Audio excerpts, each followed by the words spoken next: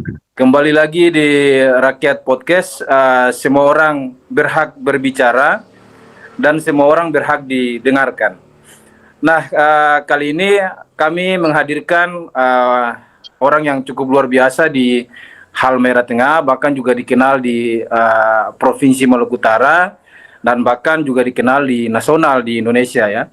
Nah, beliau ini merupakan pegiat literasi, mengabdikan dirinya untuk kemudian membina generasi di Halmahera Tengah, sekaligus membangun pusat kegiatan belajar masyarakat di Kota Weda, khususnya di Kabupaten Halmahera Tengah. Nah, beliau ini bernama Abang Bakir Usman. Ada hal yang kami ingin menggali dari Bang Bakir, terutama soal bagaimana sih latar belakang Bang Bakir sehingga kan tidak semua orang mau mengambil jalan sunyi atau mau mengambil jalan bagaimana mendidik generasi, bagaimana mengabdikan hidupnya untuk kemajuan generasi daerah. Nah, latar belakangnya seperti apa Bang Bakir sehingga Anda mau terlibat mengabdikan diri di tengah arus tentu orang tahu secara bersama Kabupaten Halmahera Tengah ini masuk dalam era yang cukup luar biasa ya. Kemajuan, modernisasi, industrialisasi itu cukup masif di sana. Jadi kalau pegiat literasi mungkin saya lebih ke penikmat literasinya. Jadi sebagai penikmat literasi di Kabupaten Halmahera Tengah, saya melihat literasi itu bukan sekedar kemampuan membaca maupun menulis, tetapi ya jalan untuk mengubah cara berpikir. Artinya membangun kesadaran sosial, kemudian membuka masa depan generasi muda. Nah, ada beberapa momentum yang mendasari atau menjadi latar belakang secara pribadi pengabdian di literasi ini. Ini mungkin sudah berapa ya? Dari 2011 sampai saat ini mungkin sudah 15 tahun lebih ya. Ya, kurang lebih 15 tahun ya. Itu menjadi konsen bagi saya secara pribadi ya, dan teman-teman yang ada di wilayah di pusat kota di Kabupaten Halmahera Tengah. Salah satunya adalah ketika melihat banyak anak muda di Weda ini, sebenarnya mereka punya potensi besar gitu. Tapi mungkin ya kurang mendapatkan akses pengetahuan juga kan, dan juga ada ruang-ruang belajar dan motivasi, khususnya di non formal gitu.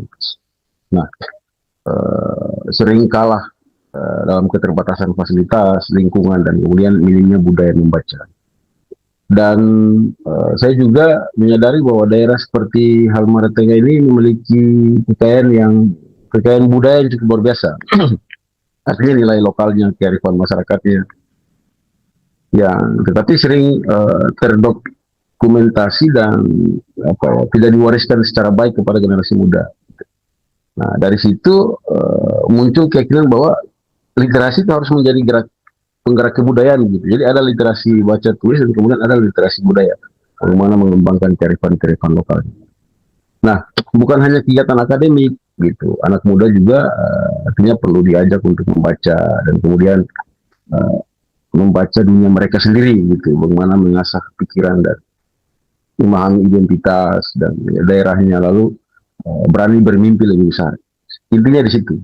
Nah, momen lain sangat mendesak mungkin membekas adalah ketika bertemu pemuda-pemuda yang sebenarnya ingin maju gitu, ingin kuliah, ingin belajar bahasa asing, ingin menulis, tapi ya harus mulai dari mana gitu. Dari pengalaman itu saya merasa bahwa pegiat literasi bukan hanya sekedar mengajar membaca buku gitu, tapi menjadi jembatan harapan membuka ruang tumbuh bagi mereka.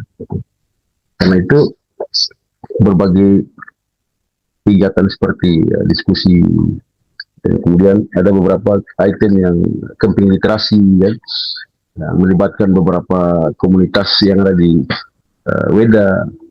Gitu. Nah, literasi harus hadir yang lebih dekat lah dengan kehidupan anak-anak muda. Dan mereka merasa belajar itu bukan sebuah beban, tapi kebutuhan dan kebanggaan bagi mereka. Bagi saya membangun literasi itu berarti sedang menyiapkan generasi Artinya tong mampu menyiapkan generasi untuk apa ya, satu abad kemerdekaan Republik Indonesia, apa itu biasa disebut sebagai generasi emas gitu. Gitu. Ya, itulah pengabdian di dunia literasi. Bukan sekedar aktivitas sosial, tapi bagian dari tanggung jawab moral ya untuk masa depan daerah itu sendiri. Saya menangkap tadi Anda mengabdikan diri ke literasi ini bukan sekedar hanya menjadi apa istilahnya itu hanya sekedar hura-hura atau bersenang-senang, tapi tujuannya ini yang pertama tadi adalah bagaimana mewariskan budaya leluhur. Jadi literasi yang Anda maksud itu bukan hanya sekedar baca tulis, tapi bagaimana literasi kebudayaan itu juga diwariskan atau bisa terdokumentasikan oleh generasi muda sehingga dia tidak tercerabut dari akar kebudayaannya di tengah arus industrialisasi saat ini. Nah, Bang Bakir, kan tentu mengajak orang ini tidak mudah nih, apalagi berhadapan dengan kondisi saat ini kan, bagaimana kondisi ekonomi, sosial, dan lain-lain. Nah, bagaimana Anda meyakinkan orang tua generasi muda di sana atau meyakinkan generasi muda agar bisa terlibat langsung dalam hal tadi terlibat dalam diskusi, camping literasi, bahkan bergerak di ranah kebudayaan, Bang Bakir? Kalau untuk meyakinkan mereka, strateginya mungkin tantangan terbesar dalam menumbuhkan minat baca itu juga sebenarnya bukan hal soal kurangnya buku ya, tetapi juga soal lingkungan literasi yang belum sepenuhnya terbentuk. Ya, Martina ini ya dengan generasi apa ya, Gen Z saat ini ya, Gen Z atau apa gitu. Ya, kemudian semuanya serba instan gitu. Nah, terus banyak anak-anak remaja juga tumbuh di lingkungan yang memang belum menjadikan membaca itu sebagai kebiasaan sehari. Jadi mereka lebih ke gadget dan lain sebagainya. Kemudian buku itu juga sering dianggap kayak sesuatu yang jauh begitu, sesuatu yang formal gitu. Bahkan buku itu juga kadang-kadang dijadikan sebagai apa ya, membosankan dibandingkan dengan hiburan digital dan game-game yang gadget yang sekarang ini berkembang gitu kan. Ya, yang lebih cepat lah dan menarik kayak gitu. Nah, tantangan lain adalah mungkin kondisi geografisnya gitu, infrastruktur dan tidak semua wilayah mudah dijangkau gitu. Dari mulai yang Merdeka ini kan terdiri dari berapa ya, dari 71 desa ya, 72 desa gitu. Nah itu yang agak sulit. Tantangan mungkin dari ekonomi keluarga juga yang membuat kebutuhan pendidikan itu tambah sering bukan menjadi prioritas utama gitu. Apalagi kehadiran investasi yang ada di perusahaan ini kan, pendidikan itu sudah mulai makin menurun gitu. Jadi ya, dalam menghadapi keterbatasan itu strategi yang mungkin strategi ya bisa dibilang strategi adalah saya membuat literasi ini lebih dekat dengan kehidupan, lebih dekat dengan kehidupan masyarakat.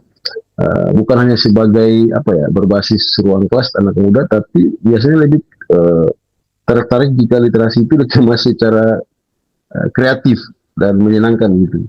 Kayak kemarin apa, camping literasi gitu kan, kita membuat suasana baru. Jadi belajar itu di ruang terbuka kan, camping dan lain sebagainya. Nah terus ruang baca bagi komunitas, cara menarik mereka itu untuk terlebih dahulu dalam ruang-ruang itu. Saya juga percaya bahwa pendekatan emosional itu sangat penting. Anak-anak harus merasa dipanggil dan kemudian didengar dan diberi ruang berekspresi.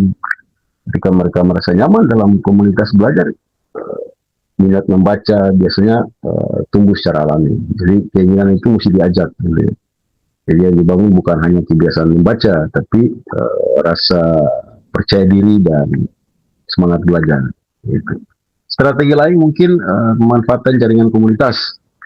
Jadi ada beberapa komunitas di Kabupaten Lombok Tengah, di Weda ini kan ada 10 ya, 10 komunitas muda ya.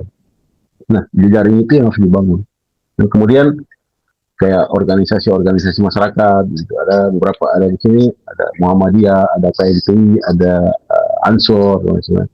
Jejaring-jejaring itu dibangun untuk bagaimana meningkatkan komunikasi yang baik dalam membangun literasi.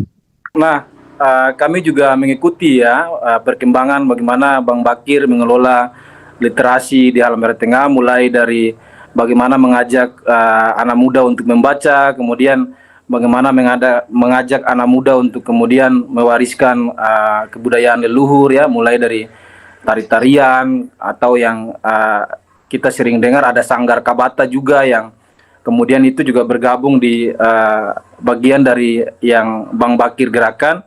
Nah, ternyata saat ini dia mulai apa ya istilahnya itu mulai ada program yang baru. Beberapa tahun belakangan kami melihat ternyata Bang Bakir juga mengirim atau kemudian mengajak masyarakat, kemudian mengajak pemerintah daerah untuk kemudian mendorong generasi muda ini untuk kursus bahasa berbagai bahasa lah, bukan cuma bahasa Inggris tapi bahasa apa Mandarin, kemudian bahasa yang lain di Kediri Pare.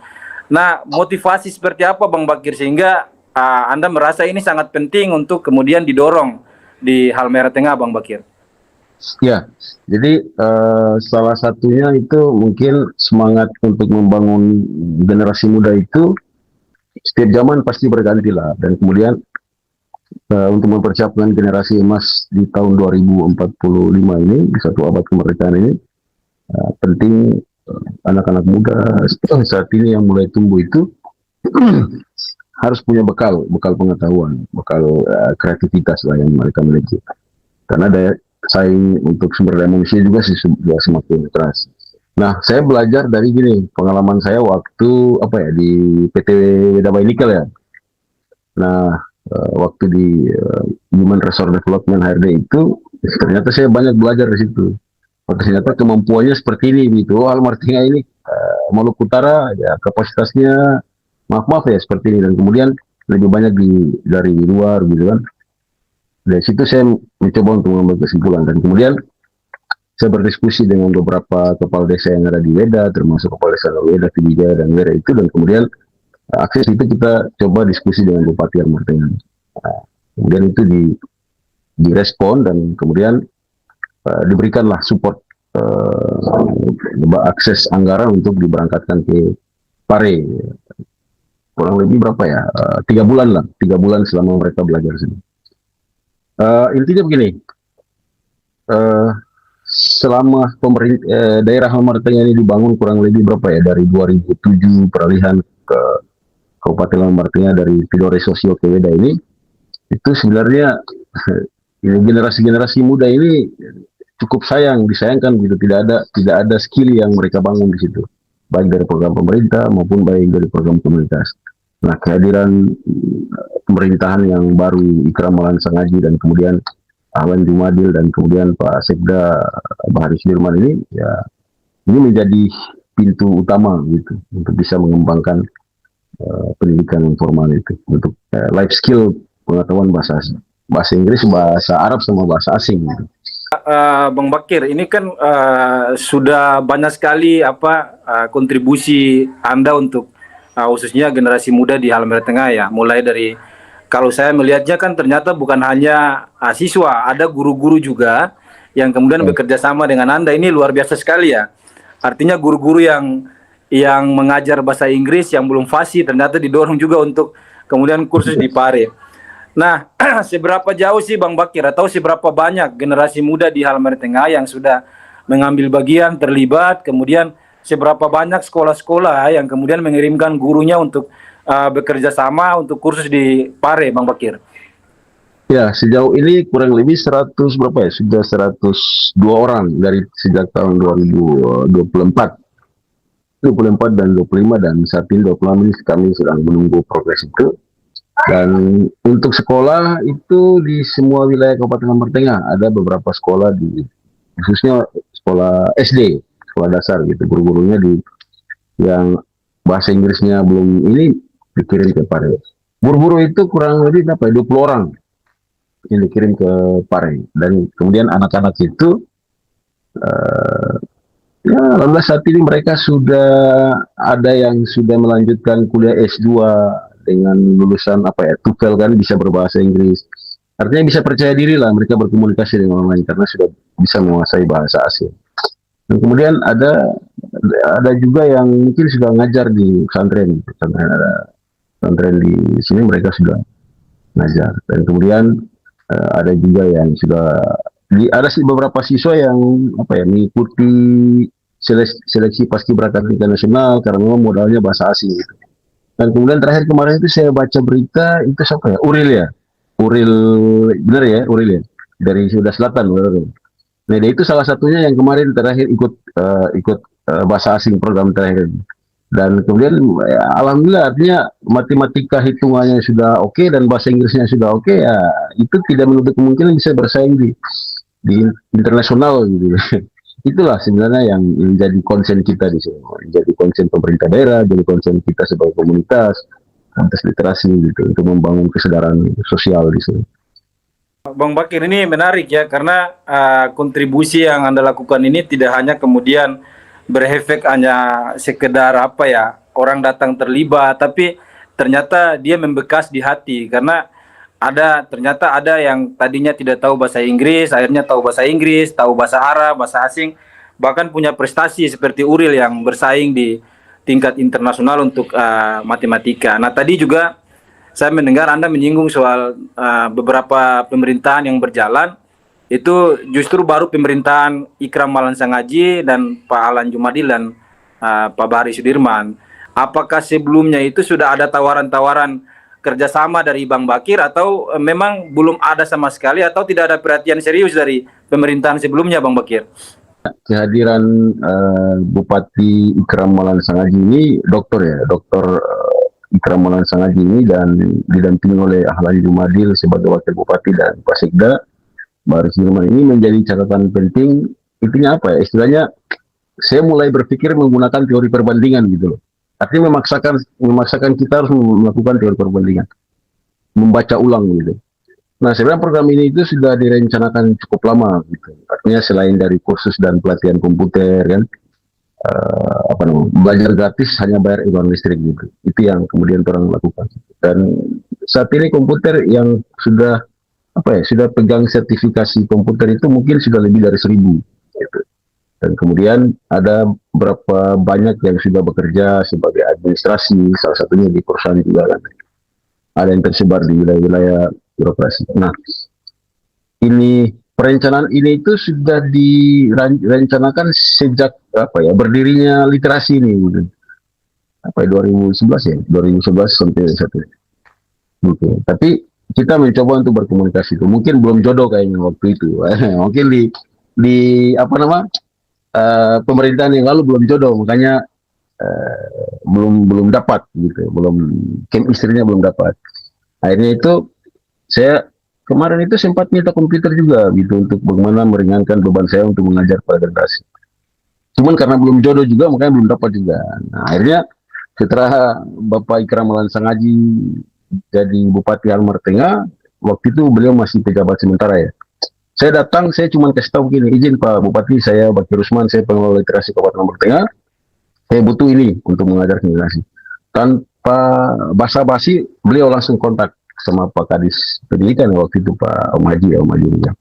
Kalau ada komputer segera dikasih. Besoknya saya langsung ambil 20 unit saya ambil di literasi. Nah seperti itulah responnya seperti itu. Bagaimana semangat pemerintahan yang baru ini, bagaimana peningkatan literasi, peningkatan kapasitas itu untuk meningkatkan literasi di Halmahera Tengah. Salah satunya literasi budaya, literasi digital, dan kemudian literasi bahasa. Kalau kita bicara kepemimpinan kan, tugas pemimpin itu yang diperintahkan oleh konstitusi itu kan cuma 2, Undang-Undang Dasar ya. Yang pertama mencerdaskan kehidupan bangsa, yang kedua itu adalah memelihara fakir miskin. Artinya kalau saya menangkap apa yang Anda sampaikan tadi, pemerintahan Bapak Ikram Malan Sangaji ini, Pak Doktor ini cukup luar biasa. Artinya dia menjalankan perintah atau amanat dari Undang-Undang Dasar ya. Nah, Bang Bakir, selain pemerintah yang kemudian berkolaborasi, apakah ada pihak swasta, misalkan di sana juga kan ada PT IWIP ya, atau industri yang skalanya skala besar, apakah ini juga memberikan dukungan, entah dukungan dalam bentuk apapun begitu? Ya, kalau IWIP mungkin WBN ya, WBN itu semenjak waktu 2019 ya, pernah memberikan komputer yang 3 unit kalau nggak salah. Nah, tapi sampai saat ini kan kita mencoba untuk berkomunikasi hal yang sama dari pihak ketiga untuk bagaimana memberikan support lah agar generasi kita tetap bisa konsen terhadap literasi, bisa belajar dengan baik. Namun lagi-lagi kita tahu lah IWIP yang ada di Timur Tengah ini, kalau dengar nama Bakir Usman itu mungkin sudah agak blank gitu di telinganya apa IWIP, kan? Mereka lebih senang membantu di luar dari Timur Tengah ketimbang di Timur Tengah sendiri dalam hal pendidikan gitu, baik beasiswa maupun komunitas-komunitas yang kemudian membangun kesadaran sosial di generasi muda gitu. Jadi kalau untuk di pihak ketiga mungkin dari IWIP enggak ada, tapi dari teman-teman komunitas literasi, dukungan moral dan dukungan ini itu cukup luar biasa dari KNPI, dari Ensor, dan kemudian dari Pemuda Muhammadiyah, NU, Nahdlatul Ulama. Itu supportnya memberikan kontribusi cukup luar biasa. Dan saya juga berharap ya cuman ini saja yang kita bisa membangun memberikan sedikit kontribusi terhadap daerah. Mudah-mudahan ini bisa bermanfaat bagi daerah 5-6 tahun ke depan seperti itu. Ya, Bang Bakir, ini manfaatnya bukan cuma 5-6 tahun ya, tapi sepertinya seumur hidup. Dia membekas di hati itu seumur hidup. Nah, beberapa minggu belakangan kami juga men-tracking beberapa berita ya, termasuk polemik yang Anda hadapi berkaitan dengan dalam tanda kutip ada penyalahgunaan anggaran lah. Di tahun ini sebenarnya itu Anda juga akan mengirimkan beberapa orang juga atau bahkan puluhan orang yang akan berangkat ke Pare untuk melanjutkan program yang sebelumnya. Tetapi ada beberapa hal yang problem yang ternyata itu ada sebagian oknum birokrasi yang artinya minta semacam apalah. Ya tadi kita sebut sebagai penyalahgunaan anggaran. Anggaran itu dipakai untuk generasi tapi justru dia oknum tersebut ingin memakai untuk kepentingan pribadi. Di lain sisi, dia mengklarifikasi bahwa hal itu dia tidak lakukan. Ya, jadi sebenarnya anak-anak itu kan sudah mau berangkat di bulan tanggal 18 kemarin ya. Tanggal 18 kemarin itu mereka sudah tiba di Pare. Karena kita juga ada kerjasama dengan ada beberapa lembaga yang kita kerjasama. Dan waktu kita itu karena kita bawa rombongan, jadi bookingan lebih awal itu harus ada gitu, biar kita datang langsung.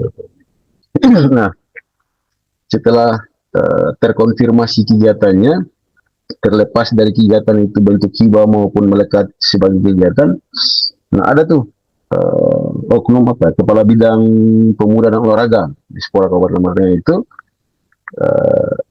kurang lebih anggarannya 1.200.000.000 berapa ya, 1,2 sekian lah gitu. Nah dia ketemu saya, dan kemudian berdiskusi dengan saya 4 mata gitu kan, dia WA saya ketemu mata. Setelah ketemu dia stop gini, gimana kalau kita berangkatkan 25 orang? Saya bilang nggak apa-apa gitu. Kuotanya sekian, tapi kalau mau diberangkatkan 25 orang nggak apa-apa gitu, tergantung anggarannya. Nah, terus dia bilang gini, nah, kalau 25 orang berapa sih? Kurang lebih 800-an lah. Itu karena termasuk transport panitia jemput gitu kan.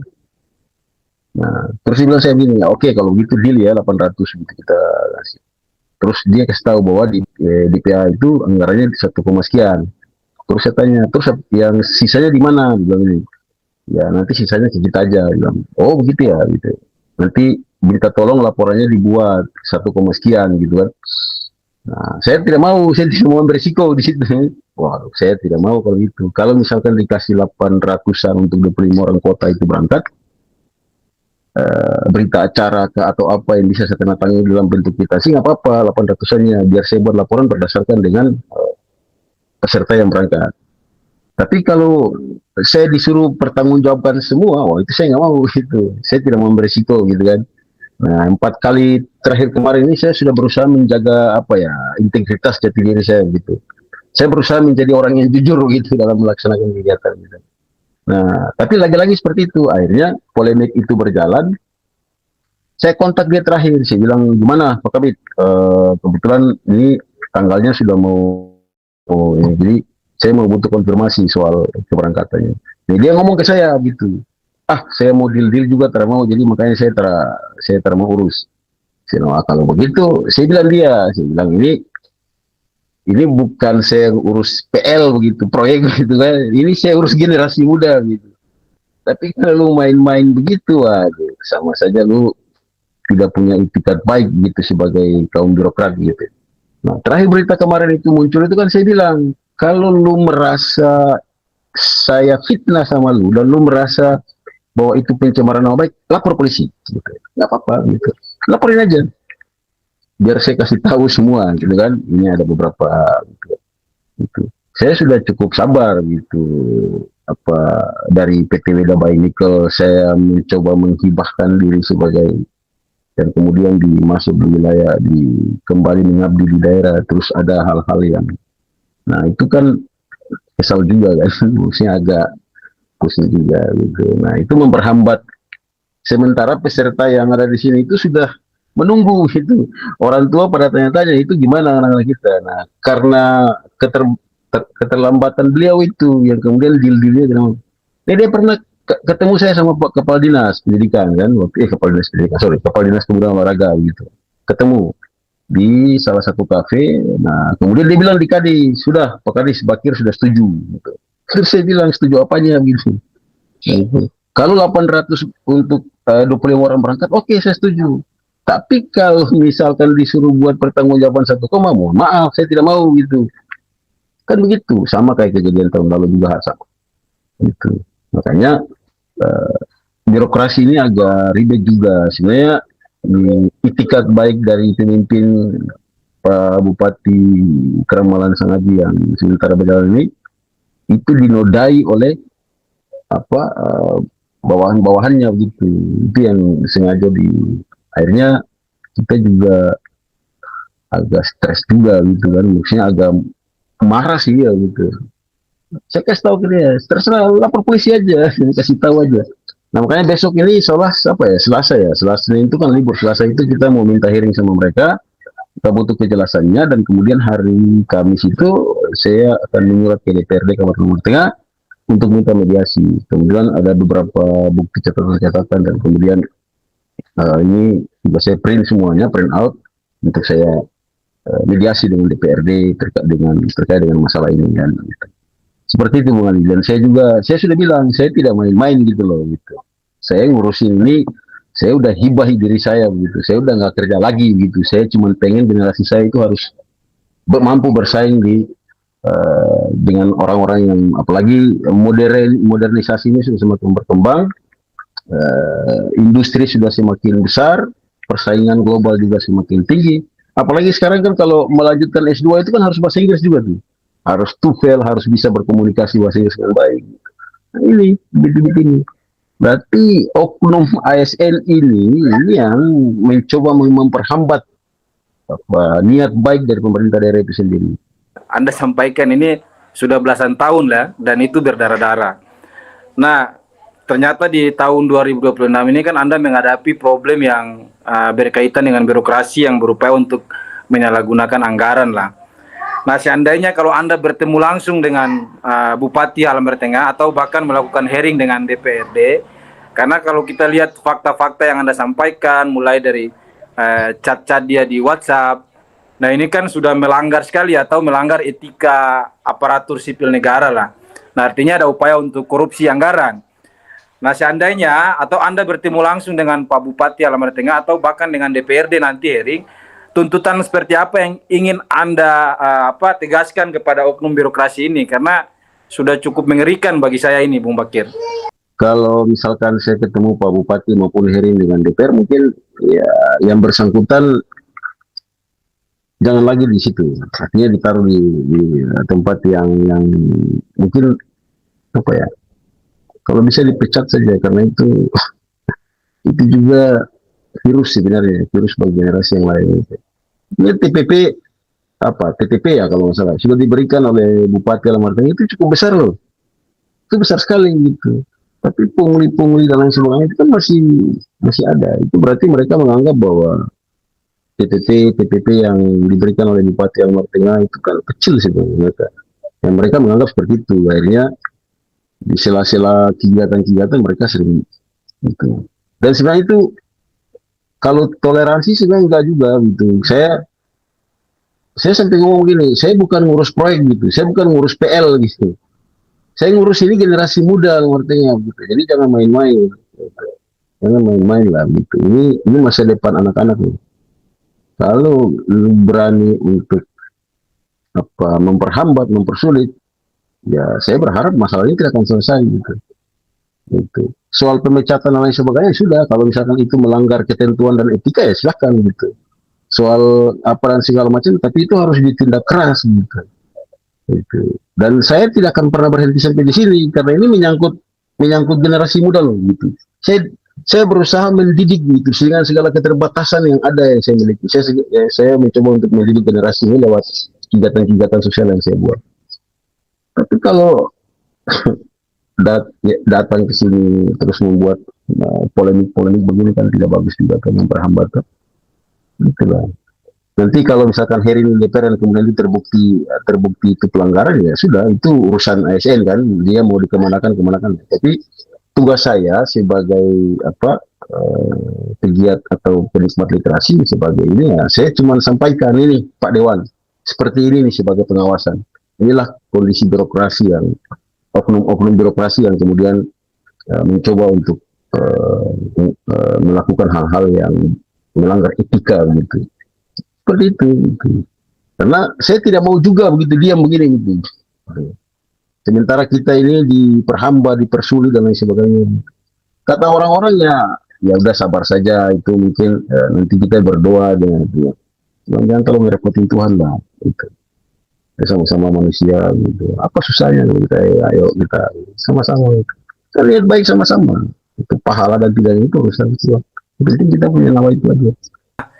Berkaitan dengan apa yang Anda lakukan saat ini, misalkan nih kalau ada pemuda atau pemudi ya di Halmahera Tengah yang coba untuk kemudian bergerak atau ikut terlibat di dalam literasi yang Anda bangun, kira-kira cara memulainya seperti apa, Bang Bakir?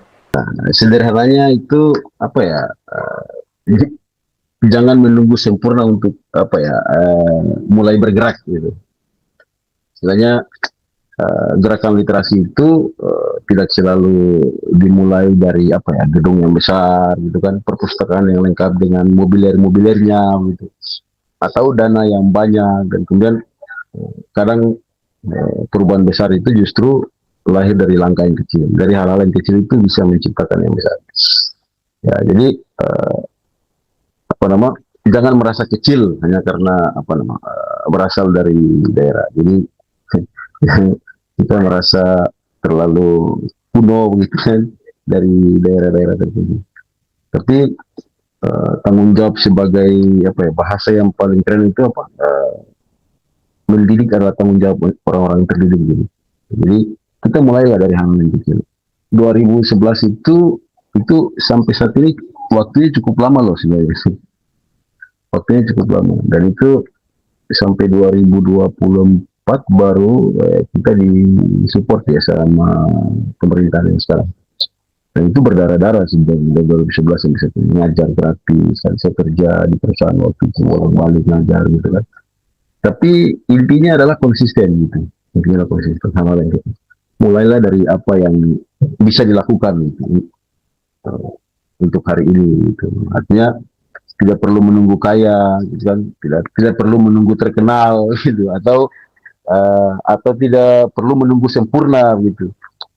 Karena yang paling dibutuhkan itu di daerah itu adalah anak-anak muda yang mau peduli. Artinya tetap bertahan dengan memperjuangkan pendidikan formalnya, serta pengetahuan di tengah segala keterbatasan gitu. Jadi jangan berpikir bahwa kita ini serba keterbatasan terus agak minder gitu. Tapi intinya konsisten. Kalau kita konsisten ya bismillah. Kalau orientasi kita hanya sekedar ya udah kita buat kita mendapatkan, wah itu tidak jadi gitu. Dan sudah banyak belajar di Maluku Utara, jangan kan Halmahera Tengah, Maluku Utara pun sama. Nah, bosan kan, mungkin ngajak buku begitu siapa yang mau baca gitu, kalau literasi jalan-jalan gitu kan siapa yang mau baca begitu, kok begini-begini saja begitu. Tapi kalau kita konsisten ya, makanya ada banyak teman-teman yang nanya sejauh ini apa, sebenarnya saya tidak mampu menjelaskan secara detail begitu apa yang harus saya lakukan itu dibalik sampai pada di titik ini itu mungkin mudah, tapi konsistennya itu yang agak sulit gitu loh kita. Kita baca buku saja 1 jam, aduh agak repot gitu. Bekerja itu terus, besok itu lagi, pagi itu lagi, terus kan bosan. Tapi banyak trik-trik dan gaya-gaya yang harus kita lakukan di situ. Kegiatan-kegiatan yang melibatkan teman-teman pemuda gitu. Itu sih. Jadi intinya kalau kita merasa bahwa kita ini orang-orang terdidik, ya kita harus bertanggung jawab untuk mendidik yang lain gitu. Begitulah kalau istilahnya, kalau kita sudah berani hidup, ya kita berani menghidupi orang lain. Berarti kalau kita sudah berani menjadi orang-orang terdidik, ya kita harus berani mendidik yang lain gitu.